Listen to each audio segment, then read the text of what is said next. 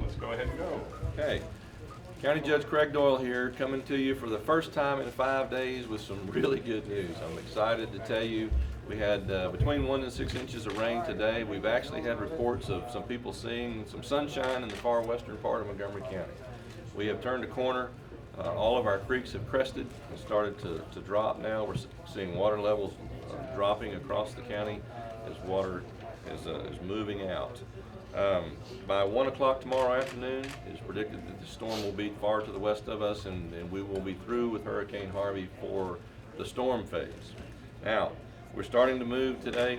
We're still doing some water rescues today. We've done quite a few of those. Well, the sheriff will be here to talk to you about that in just a minute. But we're starting to phase from rescue into recovery.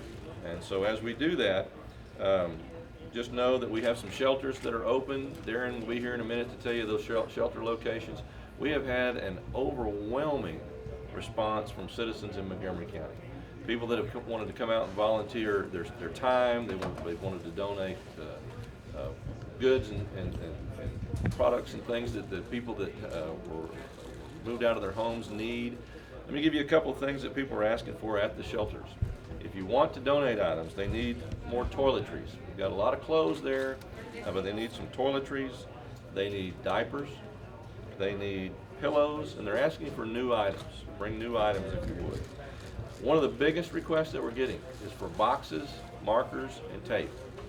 There's a lot of goods and products there at the shelters, and there's no way to box them up to take them home with people. So boxes, markers, and tape is one of the critical issues that people are asking for. Now, where do you want to go to donate these items? If you'll go to the mctxoem.org site, there'll be a list of hubs that you can go to donate items for people that are in these shelters.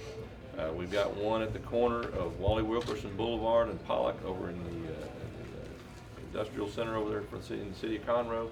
Huge warehouse. The response has been incredible. There's several places that you can go and make those donations. We ask that if you have water or food items, that you go to the Montgomery County Food Bank off of 242. The address is 1 Prospect Point in Conroe off 242. So look to the mctxoem.org website for donation sites. For those of you that would like to volunteer your time and services, call the OEM number here at 936-523-3932, and they will put you in queue for services. So with that, I tell you, it's good news. The water is receding, and we've turned the corner. So we're in good shape, and the volunteers in this community have truly stepped up. Can't tell you how proud I am of all of our law enforcement agencies that have worked really well together, all of our first responders, people from the hospital district, people from all walks of life that have come together and made this county shine. They have stepped up to help their neighbors in a time of need. It's been really amazing today to see the response that has come out. So I'm proud of all the people in Montgomery County, proud of all of our services that have been provided here. We've pulled through pretty well. So we got some other information. Are there any questions before I turn this over to Darren for comments? Great. Darren? Darren Hess, our Emergency Management Director. Evening, guys. Darren Hess, Office of Emergency Management. Throughout the night, Montgomery County, like the rest of our area, continued to receive significant rainfall. As daylight broke, we were right back into the race for rescue operations. Most of our rescue operations today were concentrated in the southern and eastern half of the county. As the day progressed, the rescue operations transitioned in even us being able to provide assistance again to the city of Houston and Harris County down to the Kingwood area. Like the judge mentioned, as the day moved on and that rain started to slack just a little bit, we started to see a good break in it and maybe even a little hint of sunshine in the western portion of the county.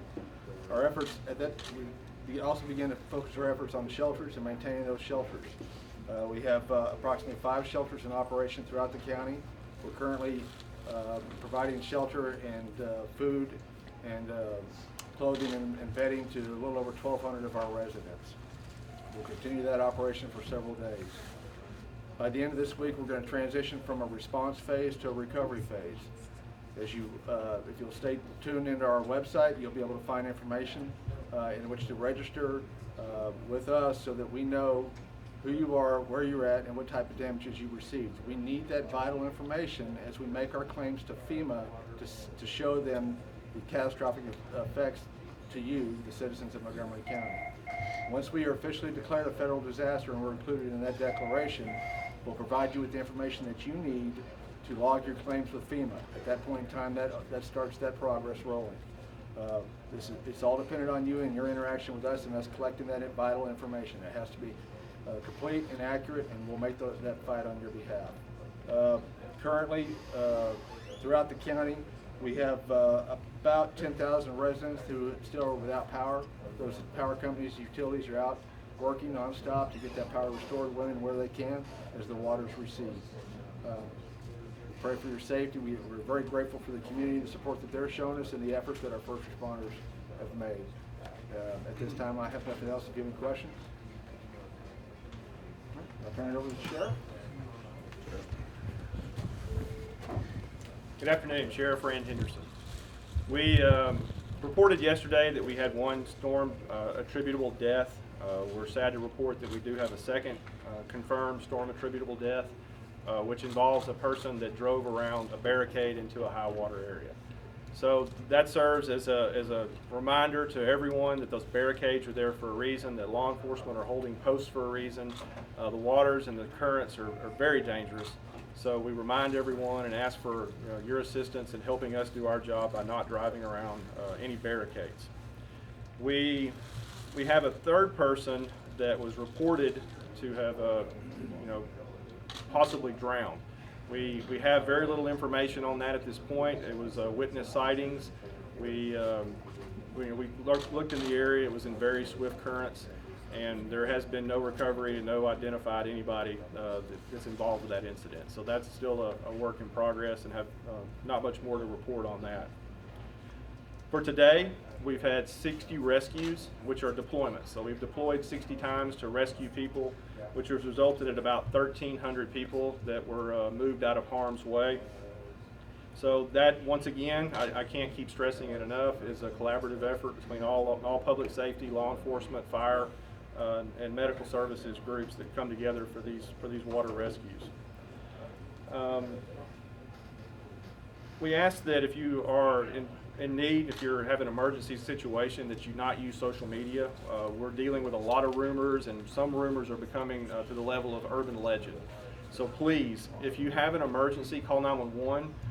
Don't make posts for "I'm in need" or "I'm stranded" or "I need help" on social media. 911 will get a response from law enforcement or from the fire department.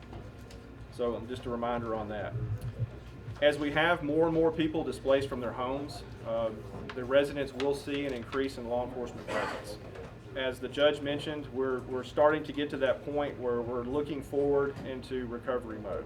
And as we get more people out of their houses, as we do more rescues, we will be patrolling more to protect the property that has been left behind by the displaced residents. There will be no tolerance whatsoever when it comes to looting, and to this point we haven't had any reports of looting. So Montgomery County has come together in that aspect, and we're very proud of it, and we want that trend to continue. Very positive trend of community togetherness. So if you have any questions for me, I can take any. Can you talk about that death in the vehicle you mentioned? Person drove around the barricades. Yeah, where was it? It was in Fish Creek Thoroughfare.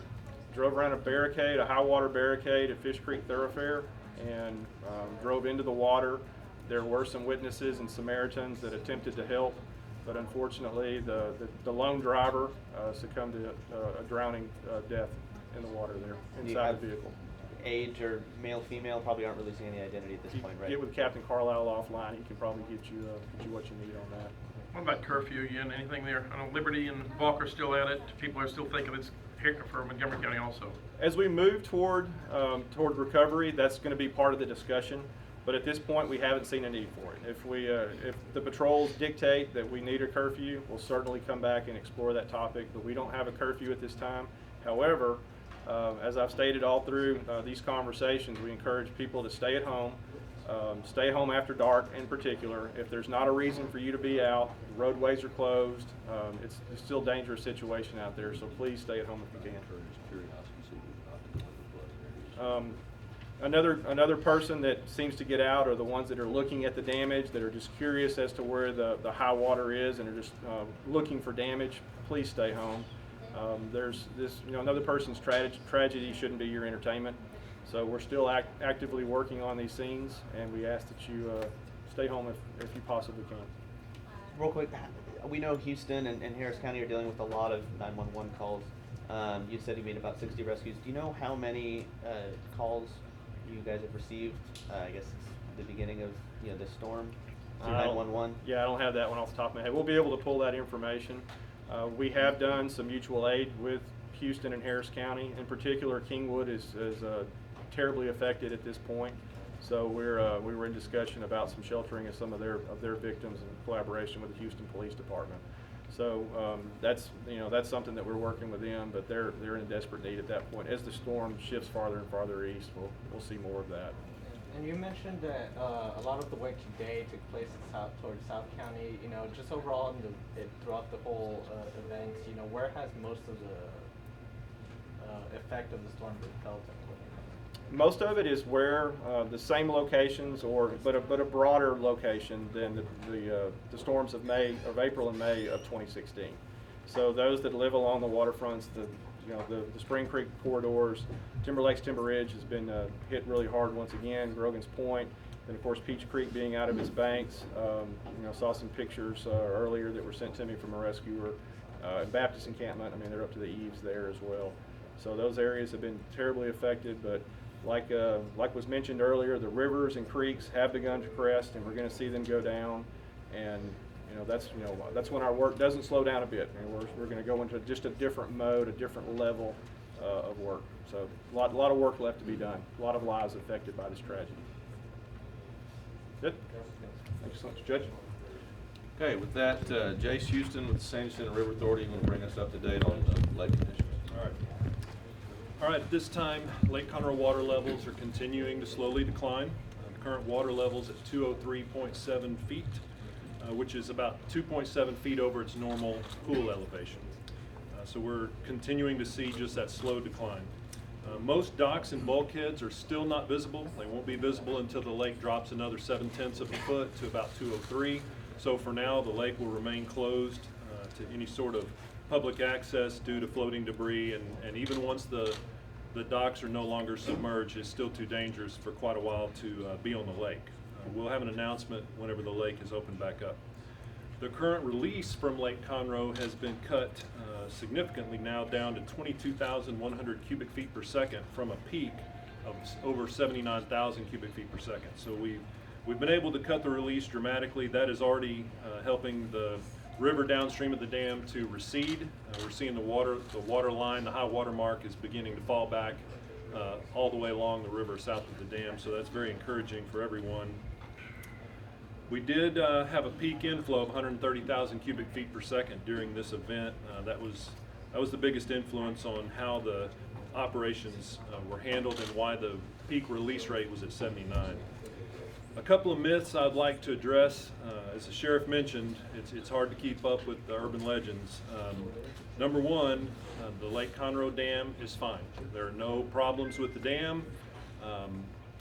Same for the Lake Houston Dam. Everything is in excellent working order. So I want to put that out there. Also, the other hot topic, it seems, on social media is that if we had just let some water out of the lake prior to the event, everything would have been fine. You cannot pre-release from Lake Conroe in a safe fashion prior to a storm event. It would take weeks to safely release even a foot or two of water out of Lake Conroe. And so far in this event, just through today, we've already released or passed over 10 feet of lake level. So if we could have safely, which we could not have, but if we could safely have let a couple of feet of water out of the lake, it would not have changed the peak release rate or the peak water level during this event. It just doesn't work that way. Finally, I want to mention and thank City of Conroe and Montgomery County throughout this event and continuing. They have been incredible partners with us. We have shared information and assets throughout the event. The City of Conroe Police Department, Fire Department, and all of the folks in the Emergency Operations Center have been extremely well prepared as we communicated with them at every stage on the release rates. the releases increased rapidly in this event. And they were ready to respond. That we coordinated with them continuously. They coordinated all the evacuations in the immediate downstream area from the dam, and they were an incredible partner throughout this event. We appreciate their efforts. Be happy to answer any questions. Jason, Yes, there's sir. been Andy. some people who believe that the Lake Conroe water release has had an effect on homes in Grogan's Point as well as Wood Forest. That's along Spring Creek and Lake Creek. Could you explain what impact the lake release has on those areas and what areas it actually does impact downstream? Yes, that's a great question, Andy. Thank you. We get a lot of calls from people that believe the high water in their area is related to the releases from the dam. I wish I had a map I could point you to. I'll do the best I can walking through this verbally. The releases from the Lake Conroe Dam go directly into the West Fork of the San Jacinto River and go directly down to Lake Houston. Now, several watersheds, several other creeks join into the river along the way. So Lake Creek is the first major creek that comes in from the west. So all of the Wood Forest area, all the way out to Plantersville and Dobbin, all of that comes straight down Lake Creek. And then as you proceed further, you'll hit finally Spring Creek and Cypress Creek. Now they don't join the West Fork of the river until almost Lake Houston. And so the Woodlands, for example, is on Spring Creek. And so, and the Spring Creek watershed heads west and covers hundreds of square miles. So all of these watersheds carry tremendously large flows. I think Lake Creek peaked in the 60 to 70,000 cubic foot per second range. I believe Spring Creek peaked at 80 to 90,000 cubic feet per second. Cypress Creek was nearly 30,000 cubic feet per second. These are off the top of my head, but they're close. And so all of those flows are added to the river downstream. The releases from Lake Conroe do not impact water levels in the Woodlands. Releases from Lake Conroe do not impact water levels in Plantersville or Dobbin or Wood Forest area or Tomball or any of these other areas to the west. Those streams connect with the river well downstream along the San Jacinto West Fork. Does that include Spring Trails in South Montgomery County? I don't know where Spring Trails is, I'm It's sorry. off of Rayford Road, east of 45. Spring Creek. Between Spring Creek and the West Fork of the San. Yeah, so when you get down, there's an area between the West Fork and Spring Creek as they begin to come closer to the confluence. You'd have to look at the actual topography to know which of those, whether it's the river or the creek, depending on exactly where they're located. I wouldn't have any way to know without looking at the topo map. Yes, sir? There's reports about, high water reservoir levels throughout the entire area. Have you been in contact with the city of Houston, particularly Lake Houston, about what they're seeing down there and what you can do up here to help them out down there? Well, absolutely. We communicate with the City of Houston. They're our partner on Lake Conroe, and all of our releases go straight into Lake Houston, so we communicate throughout the event. They understand that Lake Conroe is a water supply reservoir. There's really very little operational buffer or room. As the water level rises, you have to raise the Tainer gates. Otherwise, the water will just go right over the top. So they recognize that. They just want to get updates so that they know ahead of time what they can expect. And there's actually about a 24-hour travel time from the time water is released from the Lake Conroe Dam, or we make a change and increase or decrease a release before they see that in Lake Houston. So we keep them apprised of what's happening up here so they can be prepared. Jason, there's also been some discussion that Lake Conroe could handle a capacity up to 207 feet, 6 feet above norm. Is that accurate? Yes, and actually, it can handle more than 6 feet. We have a legal flowage easement that provides an operational buffer zone of 6 feet above 201, up to 207. So no structures should be built within that range, but we know that there are structures in that range. So we do the best we can to keep the level low, but that's the range where we are legally entitled to operate within. Now, the reservoir itself, the dam itself, could sustain a higher water level than that. Top of the dam is at 212 feet, but I mean that's the operational zone's up to 207. But you decided to release it now to get it back down to 201.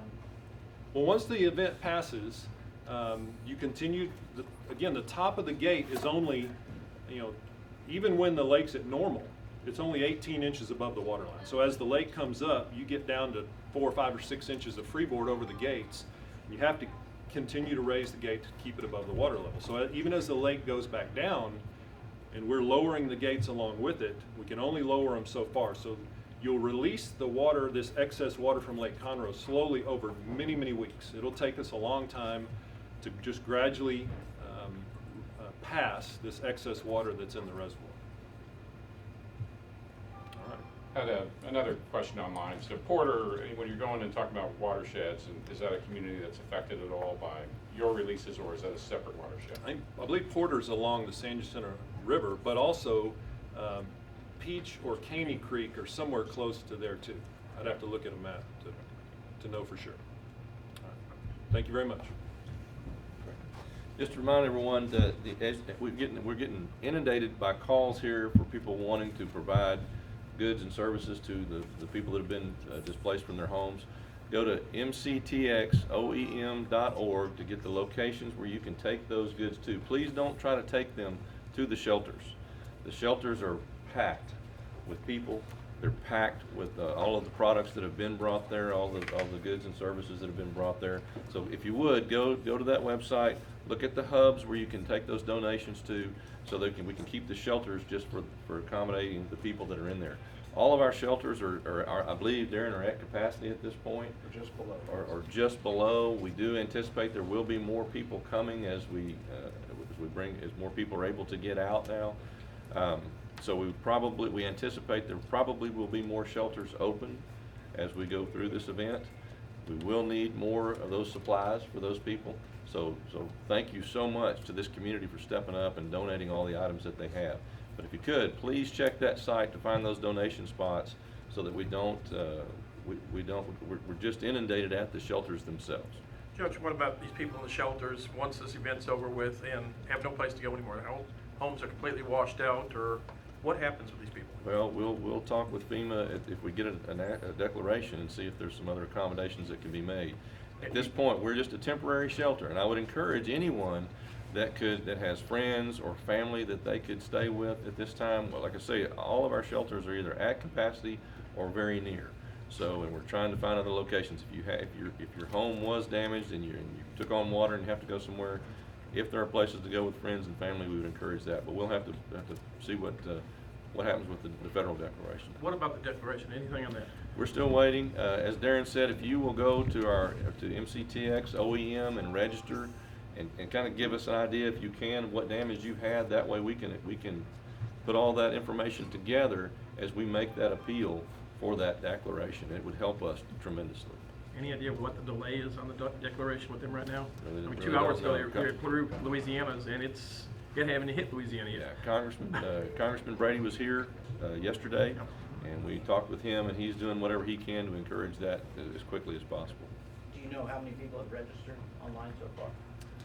Darren, do we know how many people have registered online so We far? haven't any registered. We haven't pushed that up. Okay, we don't have that site up yet, so we're gonna put that out so that people can register with the county and then in preparation to registering with FEMA. Any other questions? Okay, great. Let's pray for some sunshine tomorrow. And again, thanks for all of Look out the window. our supporters. Look out the window. Thank you. It's here already.